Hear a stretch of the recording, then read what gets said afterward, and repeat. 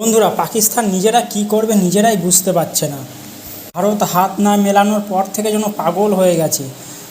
পাকিস্তানের বোর্ডের একটা উচ্চ পদস্থকে বরখাস্ত করে দিয়েছে পাকিস্তান, এবং তারা এটাও হুমকি দিয়েছিল যে আজ 17 তারিখ যে পাকিস্তানের সাথে ইউএইর ম্যাচ আছে সেটা তারা খেলবে না, কারণ ভারতের প্রতি তারা অ্যাকশান চাইছে। তারা এই নিয়ে আইসিসিকেও একটা চিঠি দিয়েছিল এবং মেলবোর্ন ক্রিকেট অ্যাসোসিয়েশনকেও একটা চিঠি দিয়েছিল পাকিস্তান বোর্ড থেকে।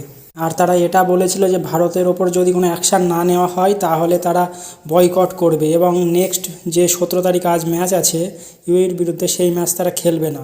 শেষ পর্যন্ত দেখা গেল যে তারা সেই ম্যাচ খেলতে নিজেরাই রাজি হয়েছে, কারণ তাদের হাতে তো আর কোনো উপায় নেই। আজ যদি ম্যাচ না খেলে তারা অটোমেটিক বাইরে হয়ে যাবে, ইউএই কোয়ালিফাই করে ফেলবে, এবং তারা আজকের ম্যাচ খেলার জন্য জোরদার প্র্যাকটিস করছে।